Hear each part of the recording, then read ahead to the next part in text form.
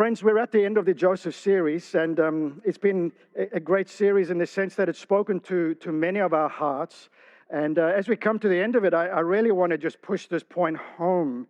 This big idea that God moves in our lives and takes the obstacles that come up in our lives, and He uses this to create opportunity for us, to create opportunity for our lives in this world, and that there's the certainty of God's promise that He will do that for us. In Joseph's story, he had this dream. Remember from the first one, I've spoken about it a few times, or you might have heard about this from Sunday school or from other church service you might have been in, that he had these two dreams, and these two dreams got him into a lot of trouble. All right, he was sold into slavery, ended up spending many years not seeing his family. He was about 17 when he had the dreams, and sold into slavery not long after that. And he was 30 when he began to rule with Pharaoh in Egypt. And probably only when he was around 40 did he see his family again. But he had these dreams that got him into trouble. But by the time of 40, 45, he was living the dream. He was seeing the reality of those dreams. Because his brothers, in his dreams, he saw his brothers bowing down to him. And his brothers were doing that as they came to get food. He was living the dream, or so he thought. Perhaps there was more to the dream than what he could see. What does living the dream mean for you? What does it mean for you? Perhaps it's a comfortable lifestyle. Perhaps it's something that you would want to get into. In Australia, they did some research. McCrindle did this research in 2017, and the vast majority, 57, not the vast majority, 57% of Australians said that living the dream means having the lifestyle of my choice. 54% said having financial freedom. Owning your house was further down, 41%. Having a family, 41%. Having this ability to live out the lifestyle that I want. And so then they asked the question, well, what stands in the way of that? And we'll put the graphic up. It's not very, you can't quite see what's on there, but I just wanted you to get the impression of the top bar. The top bar is almost double the other bars. And the top bar is, when they ask what stands in the way of you living your dream, people would say a low bank balance. 48% of Australians would say that. I want to ask you today, what is your dream? What are you really looking for? And what is standing in the way of that? What are you really looking for? And what is standing in the way of that? We're going to see in the story of Joseph, and we're going to actually look at his father a bit today. We're going to see how God took what was going on in Jacob and Joseph's life and to shape it into something they never thought possible. Because right through the story, we have seen God's promises, and we'll see some of them again today. We've seen God's promises to them, to Abraham, Isaac, and Jacob. These are Joseph's ancestors. We've seen God's promises to restore all creation, to choose a family, and to use that family to bring about God's blessings. But at the same time, we saw this family is infected or radically infected with the problems of humanity. The problems that created the fall in the first place.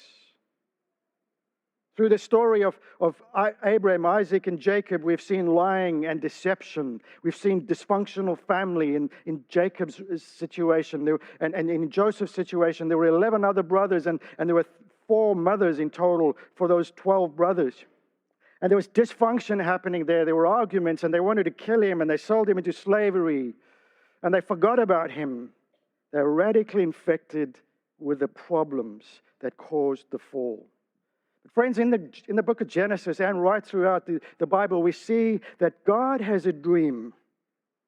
When I say dream, I don't mean it may happen, that is airy-fairy, it's up there, and it's not concrete. When I say God has a dream, it means He has a plan and a purpose for which He's directing all of creation. Do you know what that is for you? Do you know what that is for you? What is God's dream and His purpose for you, ultimately? How does he bring his plans and his purposes and his promises and his provision into an arrow point, into just bringing this convergence for you? What does that look like? When we can only see a bit of our own dream, or the dream we think God has given us. Where is God taking this relentlessly? We're going to look at Joseph, and we're going to look at Jacob in particular.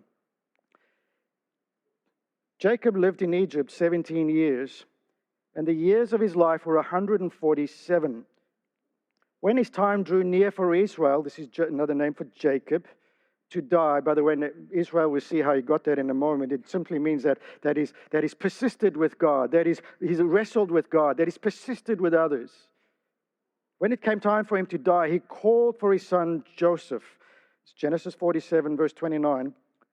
If I found favor in your eyes, put your hand under my thigh. Don't know what that means. And promise that you will show me kindness and faithfulness. So he's saying to Joseph, I want you to promise me something. Show me kindness. I'm your father. Be faithful to me. Do not bury me in Egypt. But when I rest with my fathers, carry me out of Egypt and bury me where they are buried. So he's looking forward to God taking them out of this place where they are. He knows God has called them to a particular land. That's the promise that he has for them on a lower level. There's a bigger promise and a bigger dream at stake. And then Joseph says this. He says, I will do as you say, he said. So Jacob says, swear to me, he said. Then Joseph swore to him. Here's the verse I want to focus on. And initially you might go, what? What was that? This is the verse 31. And Israel, or Jacob, worshipped as he leaned on top of his staff. What's that about? I also asked the same question. What's that about? So I began to look. We need to go back in Jacob's story now. Remember, Jacob is Joseph's father. So we're going to go back a little bit. He had deceived his father, and he'd been given the birthright. His father had blessed him instead of the elder son Esau, and Esau now wanted to kill him. So talk about a dysfunctional family. So Jacob flees to his relatives. And on the way there, God says this to him in Genesis 28. This is way before the Joseph story. God says to him, I am with you. This theme of God being with this family is persistent through Genesis. I am with you, and I will watch over you wherever you go, and I will bring you back to this land. I will not leave you until I have done what I've promised you. There's a promise from God. So he goes down and he works for his uncle Laban, and he's deceived into marrying Leah because he really loved Rachel. But eventually he marries Leah and Rachel, and both of them have got people who help them. So they also become concubines of Jacob. And so he's on his way back now. He's a wealthy man. He's got 2 wives and 2 concubines. On his way back, his children have been born, 12 sons and a daughter. He's on his way back. And this is where we get the answer to the staff. So now he's on his way back. He's about to meet his brother Esau. He's wondering how that's going to go. Genesis 32. We've jumped forward. Genesis 32. So Jacob was left alone. He'd sent his family across this river, and a man wrestled with him until daybreak. When the man saw he could not overpower him, he touched the socket of Jacob's hip, so that his hip was wrenched as he wrestled with the man. Jacob said, please tell me your name. But he replied, the man, why do you ask my name? And then he blessed Jacob there. And Jacob called the place Peniel.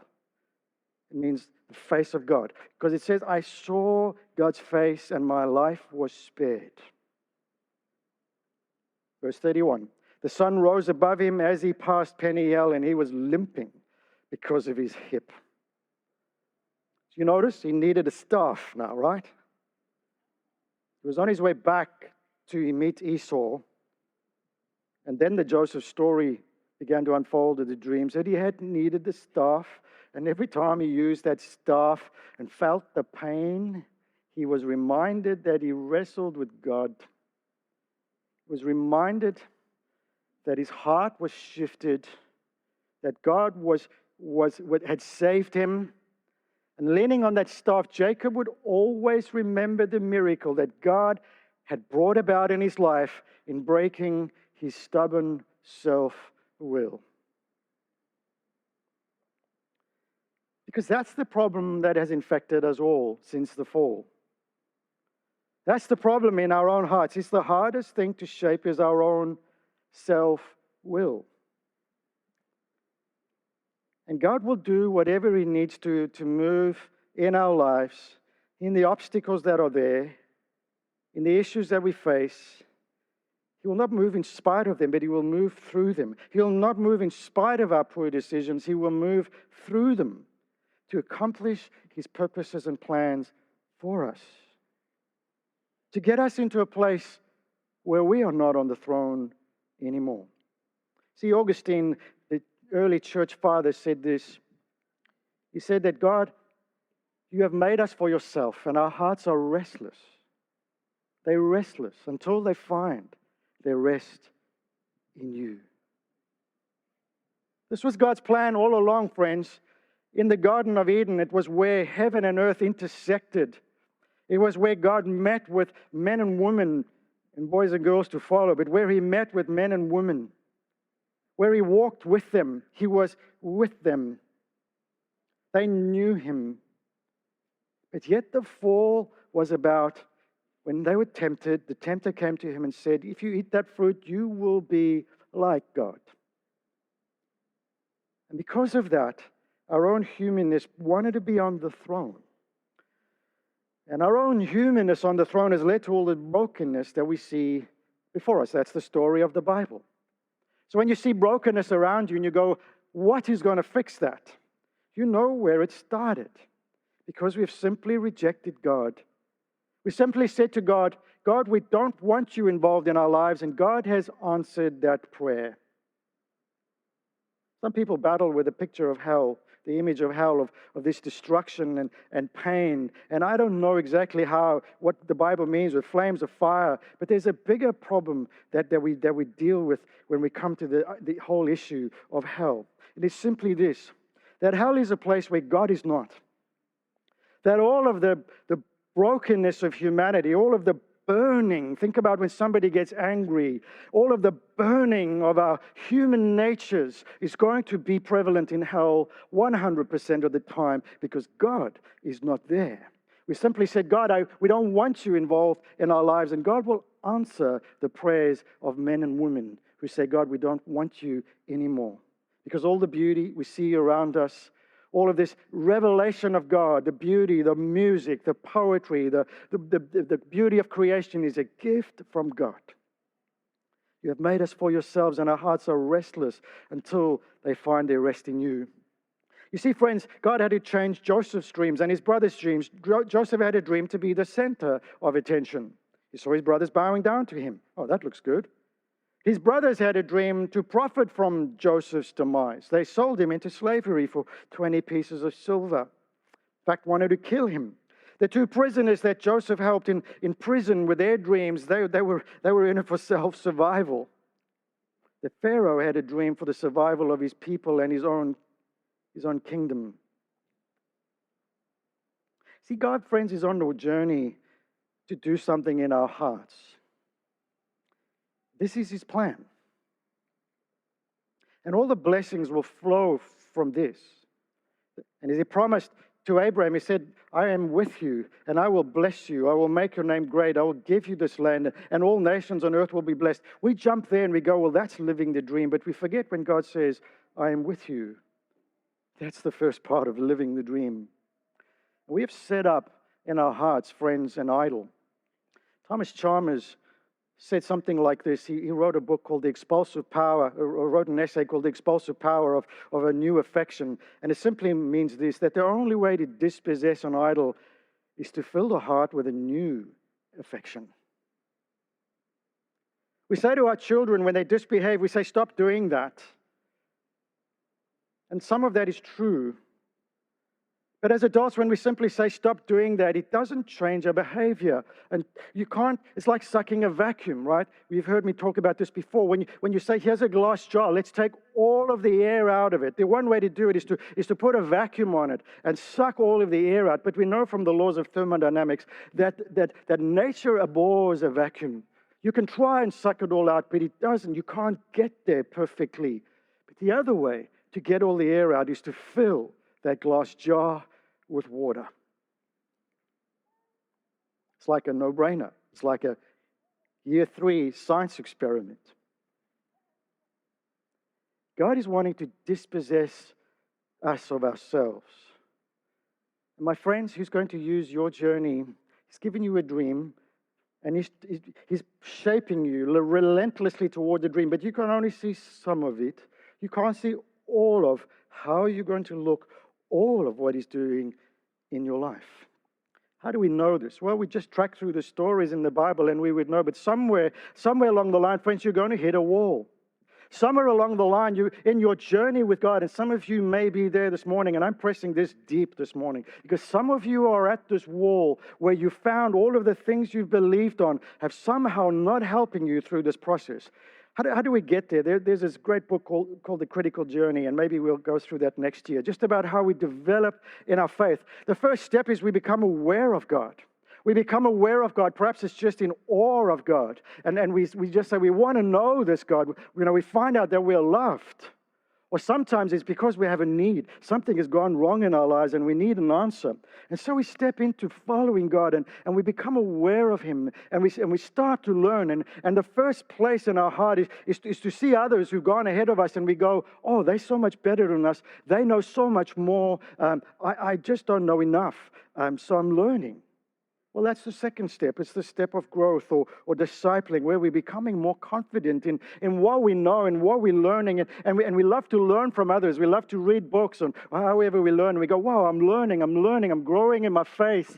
But at some point, if we're not careful, the idol comes back into our lives, and we start to become proud of that. And we can sit in the space of going, I know more than that person. I'm right, they're wrong. This church is right, that church is wrong. This belief is right, that belief is wrong. I know more than them. I have power, they are weak. God will want to dispossess us of that if we are going to grow. Well, what's the next step? We grow, and by the way, in that second stage, it's so imperative that as we are learning, we need to get into a group, we need to get with others and be shaped by others. The third step is this productive phase, where we are getting into a team. And so we encourage you to be in a team, and you're productive, and you're finding your spiritual gifts are functioning, and life is good, and things are good, and you're finding just you're in this groove, you're living the dream, and things are happening, and God is using you. But also we can get to the place where pride can rise up again, and we can start to have this sort of reaction where it can be, God, I'm working really hard, but this person's not. Well, I'm really showing up, but that person never does. I'm angry, God, at that person. God, yeah, I'm good, but they need help. And so we become angry with each other. And God will want to dispossess us of ourselves. And so we hit the wall. The wall is the place where Joseph was. The place where the answers we had in the beginning and the certainties we had about God and about the Bible and about the church, they just vaporize.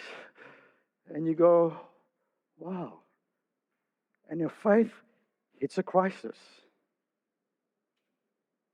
Just when I thought I had it all worked out, somebody changed the rules of the game, it seems. And we're in this inward journey where there's this vertical relationship, trying to work it out with God. And God would say to us in this journey, and I'm going to end here with this analogy of the critical journey, God would ask us to get to the end of ourselves, to move away from self-centeredness, and to move into trusting Him no matter what. In the space where we go, God, I don't have all of the answers, but you do. This doesn't make sense to me, but it does to you. God, I'm not out of your vision. You can see me. You haven't forgotten about me. I'm important to you.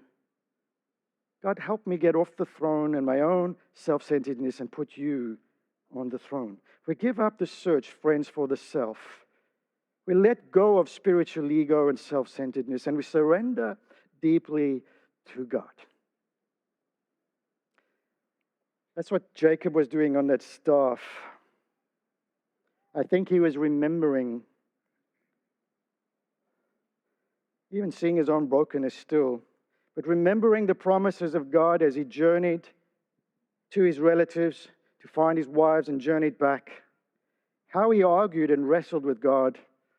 And God wanted to remind him, Jacob, you are not strong enough. Jacob, you think you can wrestle with me. I'm going to touch just your hip, put it out of joint. And forever after, you're going to be reminded of this moment when you wrestled with me. And I showed you, Jacob, that I'm far stronger, far more knowledgeable about you than you ever thought possible. See, friends, having God at the center of our lives really means allowing God to do anything God wants, just as Jesus allowed the Father to do anything in his life. You see, the story has to come back to Jesus. Because if I had to say to you this morning, be more like Joseph and Jacob, and you'll see the same journey with Joseph, by the way, with him coming to the end of himself and at the end of his life, telling his brothers about the promises of God and reminding them. You can read that in Genesis 50. But it has to come back to Jesus, because how do we know that the same God who showed up for Jacob at Peniel is the same God who's showing up in your story, in the dream he has for you? How do you know that? Well, for me, firstly, it centers back on Jesus Christ. Because he came to this earth, we believe, as we read in the scriptures, to bring the presence of God. The Bible says in John 1 that he pitched his tent. He tabernacled. It doesn't say pitched his tent in the English, but the word he tabernacled. He dwelt among us. And the word in the Greek means pitched his tent. It was like the God being with his people. He was with us. He showed us what the presence of God actually looks like. He showed us what living the dream actually looks like. It's not about fame or fortune. It's not about self. Friends, he gave up his will and surrendered to the Father and died. He was rejected by his brothers. He was sold for 30 pieces of silver. As I said in the series, he lost his cloak too, just like Joseph. He gave up his life for us, that we might walk with God again, and that God might bring Eden on earth again. God has chosen a family in Abraham, Isaac, and Jacob. And Jesus was descendant of that, and Jesus is choosing a family. He calls us brothers and sisters, calls us his people, his family. Chosen a family again to live out the presence of God in this world, to discover the presence of God in our lives as we relinquish control to him. We see this in the life of Peter. Peter, remember, if you know the story about Peter, he was always me go first. He was always the person who acted first and then thought after that. He was just a born leader, right? But he needed to learn how to do that. And he was so self-assured of himself, friends, that he gave Jesus instructions when Jesus said, he was telling Jesus, you can't go and die. And Jesus had to rebuke him. And then even before that night when Jesus was crucified, in the upper room, Jesus was saying, one of you are going to betray me. And then he said to Peter, you're going to deny me. And Peter said, I'll never do that. You see where his pride was sitting? His self-assuredness of self-confidence. I will never do that, Jesus. I know myself better than that. Just a few hours later, he denied Jesus. He hit the wall. He was shattered. He left weeping. Shattered. Jesus had a plan to put God back in the center of Peter's life. So after the resurrection, you can read about this in the ending of the book of John. Jesus says to him, Simon, Peter, do you love me? And Peter has got this discussion around, God, I like you. I'm not sure I love you. He's using the word for like. It's like a different form of this deep love God has for us. He says, I like you, Jesus. I'm not even sure I'm able to love you. And Jesus then gives him a task. He says, well, feed my sheep. Then he asks him again, do you love me? And Peter said, yeah, God, you know all things. Jesus, you know all things. Yes, then feed my lambs. He's giving him back the dream. That, at the center of that is, do you love me? So my friends, as we close this series, the big idea from today is that God is in the process of forming a family for himself and inviting you into that family for each other as well, joining you with others if you would choose to follow his way. You need to choose to respond. You need to choose to follow the way of faith that Jesus makes available for us. It's not automatic. But if we would, he invites us into this family. And he's relentlessly shaping the dreams he has for your life, the dreams he has for my life, the dreams for this church and this community. He's relentlessly shaping that across the world to accomplish his purposes. Are you at the wall today? Have you lost is there a sense of that your foundations are shaken? The things which used to make sense before no longer make sense. And so the temptation is to turn and go back, to regress, as it were. To go back to just a simplistic faith. There's a simple faith is good. But the challenge we face at the wall, friends, is to go back. We can even go back to unbelief. Because we refuse to simply say, God, I bow my will before you. I want to crucify self. And I will trust you even though I don't see you. This doesn't make sense. I will follow you. Perhaps you're there this morning. So friends, as we put this into practice, 3 quick things. First of all, I want to encourage you to release God from the box you have him in. Because if our answer, what is living the dream to us, to me, what does that look like? If the answer wasn't to be with God, present with God, then we have a reordering of our lives to do today. That should be our automatic response. Release God, friends, from the box you have him in, your own self-sufficiency, because he's going to keep bringing you to the wall until you break through that. Let go of your measures of success. I'm learning to do that. I'm encouraging you to do that. The measure of success is that we love God and love him first and love others as he loves us and gave himself for us. That's the measure of success. Secondly, embrace your vulnerability, friends, knowing that it's out of your weakness that we serve God. Not in spite of it. It's out of your weakness. Talk about Jacob and his limp. Thirdly, come to a new place of worship and surrender, friends, knowing that God will actually take care of you totally.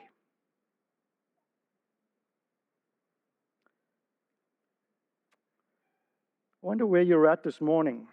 I wonder where the Spirit is taking this sermon and applying it to your heart. I don't have a response for you. I don't have come to the front and pray. We'll pray with you. I don't have that response this morning for you. If you want that, we absolutely will be here.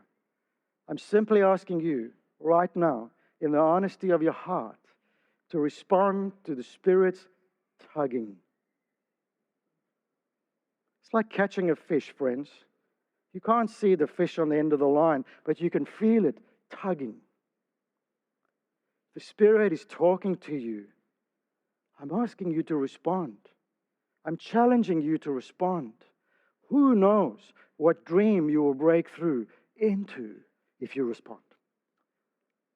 Father, this morning we come to you because you are good, because you are great, you love us so much.